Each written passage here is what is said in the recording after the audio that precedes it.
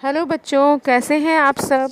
मैं आपकी हिंदी की टीचर। आज मैं आपके लिए लेके आई हूँ हिंदी ग्रामर, जिसे हिंदी व्याकरण कहते हैं। आज हम सीखेंगे वृत्तांत लेखन, जिसे हम कहते हैं रिपोर्टिंग राइटिंग। ठीक है, आज हम क्या सीखने वाले हैं? वृत्तांत लेखन। आज हमारा टॉपिक है वृत्तांत लेखन का और हम सीखने वाले हैं वृत्तांत लेखन। तो कॉपी और पेन निकाल लीजिए और हम सीखेंगे वृत्तांत लेखन कैसे लिखा जाता है। पहले हम समझ लेंगे, ठीक है। चलिए देखते हैं। किसी घटना या समारोह का विस्तार से किया गया वर्णन वृत्तांत लेखन कहा जाता है। ठीक है, किसी भी घटना को विस्तार से वर्णन जब किया जाता है तो उसे क्या कहते हैं? वृत्तांत लेखन कहते हैं। वृत्तांत लेखन यानी किसी उपलक्ष्य में संपन्न कार्यक्रम और समारोह का विवरण पत्र पत्रिकाएं, समाचार पत्रों आदि में प्रकाशित करने के लिए लिखा जाता है। ठीक है, अक्सर करके इसे कहाँ लिखा जाता है? पत्र पत्रिकाओं में या समाचार पत्रों में इसे प्रकाशित किया जाता है। ठीक है, किसे? वृत्तांत लेखन को प्रकाशित किया जाता है। आगे हम देखते हैं वृत्तांत लेखन की आवश्यक बातें हैं, वो देख लेते हैं, समझ लेते हैं। पहला टॉपिक है शीर्षक। वृत्तांत को एक उचित शीर्षक दे। अक्सर जब भी लिखे वृत्तांत लेखक तो उसे क्या दे? एक उचित शीर्षक दे। स्थान, स्थान का नाम लिखना ना भूलें। कहाँ पे ये घटना हुई है उसका स्थान का जरूर जिक्र करें। दिनांक भी हमें डालना है। समारोह कार्यक्रम, समारोह कार्यक्रम में वृत्तांत का घटना का स्थान लिखें। इससे अच्छा रहेगा, सारी चीज़ें समझ में आएंगी टीचर को भी कि समारोह कहाँ पे हुआ है, स्थान क्या लिखा है आपने, उस सब चीज़ों का जिक्र वहाँ पर हो जाएगा। आगे का टॉपिक देखते हैं।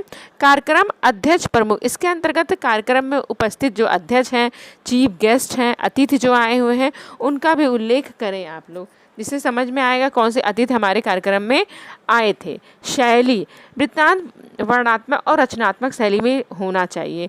यानी कि जो वृत्तांत का वर्णन कर रहे हैं वो वर्णनात्मक तरीके से, रचनात्मक तरीके से आपको वो सारी चीज़ें लिखनी है। वृत्तांत लेखन जब भी लिखें तो इस तरह से आप लिखें। ठीक है, आगे देखते हैं। संक्षिप्त, वृत्तांत संक्षेप में क्रम वार और प्रभावशाली होना चाहिए। इसका मतलब है कि हमें वृत्तांत लेखन बहुत ही संक्षिप्त, छोटे छोटे सेंटेंस बनाकर लिखना जिससे वो प्रभावपूर्ण लगे। इसमें आशयपूर्ण, आवश्यक और उचित बातों का समावेश होना चाहिए।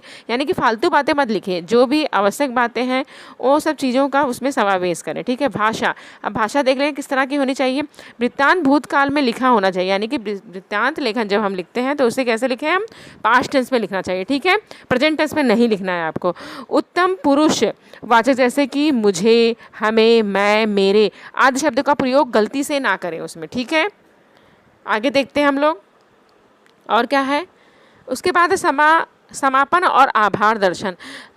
समारोह के अंत में समापन और आभार प्रदर्शन का वर्णन होना चाहिए। यानी कि लास्ट में जब हम उसको समापन करेंगे तो उसका आभार व्यक्त करें, जिसने उस चीज़ को ऑर्गेनाइज़ किया है, जो अतिथि आए हुए हैं उनको आभार व्यक्त करना चाहिए हमें। और इस तरह से हमें अपनी बातों को संपन्न करना चाहिए, समापन करना चाहिए वृत्तांत लेखन में। ठीक है, आगे देखते हैं। वृत्तांत लेखन के निम्नलिखित सूत्रों का इस्तेमाल होता है। वृत्तांत लेखन में निम्नलिखित सूत्रों का वर्णन होता है। देखते हैं क्या क्या सूत्र हैं वो। पहला है किसके द्वारा, यानी कि वृत्तांत लेखन किसके द्वारा संपन्न किया गया, कब हुआ है, कहाँ पर हुआ है, क्या हुआ है, कैसे हुआ है, किसका हुआ। ठीक है, इस तरह से वृत्तांत लेखन में ये सारे टॉपिक आपको ऐड करने हैं। किसके द्वारा, कब, कहाँ, क्या, कैसे, किसका, ये सारी चीज़ें आपको लिखनी है, डिटेल में जाना है इन सब टॉपिक पे। ठीक है, आगे मैं बताती हूँ आपको डिटेल। कब यानी कि घटना कब हुई है, उसका डेट, समय, वो सब चीज़ें लिखनी है। कहाँ यानी कि घटना कहाँ पे संपन्न हुई है, घटना का स्थान का उल्लेख आपको करना है। किसके द्वारा यानी कि कार्यक्रम का आयोजन में किसके द्वारा संपन्न हुआ है, जो अतिथि आए हैं उनका नाम, उनका उल्लेख, उस व्यक्ति का उल्लेख आपको उस घटना में करना है। ठीक है, यानी कि घटना कहाँ पे हुई है, कब हुई है, किसके द्वारा हुई है, इन सारी चीज़ों का समावेश आपको वृत्तांत लेखन में करना है। बच्चों समझ में आ रहा है आप सबको? एक भी टॉपिक आपको नहीं छोड़ना है, सारी चीज़ों का क्रमबद्ध से इस्तेमाल करेंगे तो आपको नंबर अच्छे मिलेंगे। आगे देखते हैं हम लोग। किसकी अध्यक्षता में संपन्न हुआ है, अध्यक्ष प्रमुख अतिथि का उल्लेख आपको अवश्य करना है।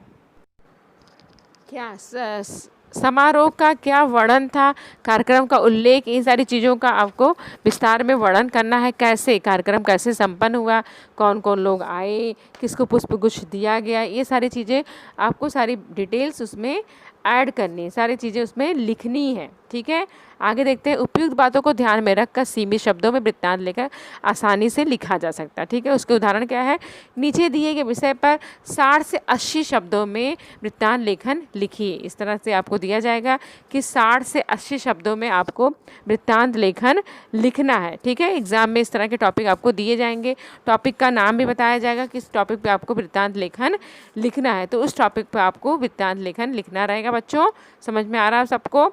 मुझे आशा है कि आपको समझ में आ रहा होगा। आगे मैं आपको बताऊंगी भी किस तरह से आपको लिखना है। ठीक है, शहीद दिवस एक टॉपिक है। शहीद दिवस, शहीद दिवस पर टॉपिक है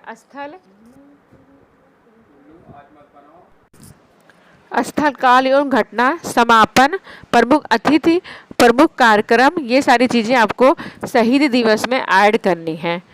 ठीक है, समझ में आ रहा सबको? आगे मैं बताऊंगी किस तरह से लिखना है। दिनांक 31 जनवरी 2019 मुंबई विवेकानंद विद्या मंदिर मुंबई में शहीद दिवस का आयोजन किया गया था। इस तरह से आपको ऐड करना है कि दिनांक कौन सी थी, 31 जनवरी थी, 2019 था, मुंबई था, विद्या मंदिर था, ये सारी चीज़ें आपको लिखनी है। ठीक है, आगे देखते हैं। इस दिन के अवसर पर प्रमुख अतिथि के रूप में गांधीवादी समाज की सेविका श्रीमती उषा ठक्कर जी उपस्थित थी। ठीक है, यहाँ पर कौन अतिथि आया था इसका भी जिक्र किया गया। सुबह ठीक 9:30 बजे कार्यक्रम का आयोजन किया गया, तो समय बताया गया है कि ठीक 9:30 बजे उसका आयोजन, कार्यक्रम का आयोजन किया गया था। ठीक है बच्चों, समझ में आ रहा है सबको? आगे मैं बताती हूँ।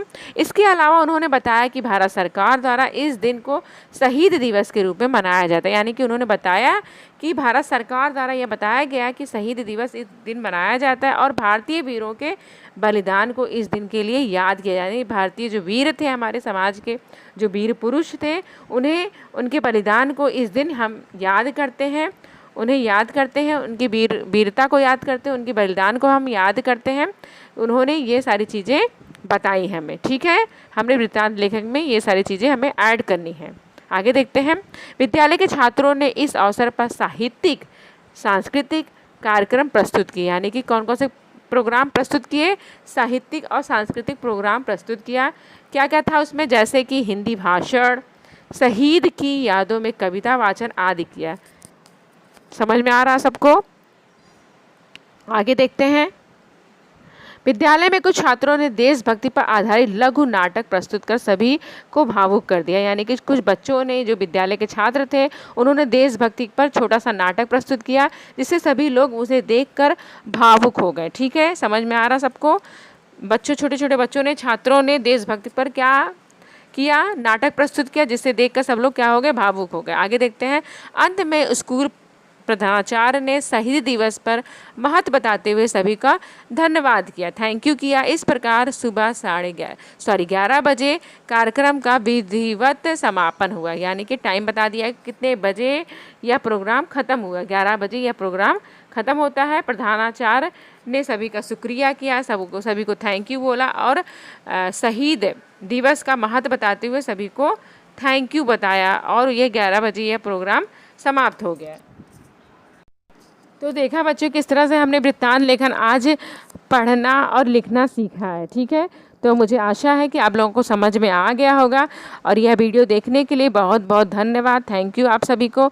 और मुझे आशा है कि आप लोग ज़रूर वृत्तांत लेखन लिखेंगे और मुझे दिखाएंगे जब आपसे मिलूंगी। ठीक है, ओके, थैंक यू।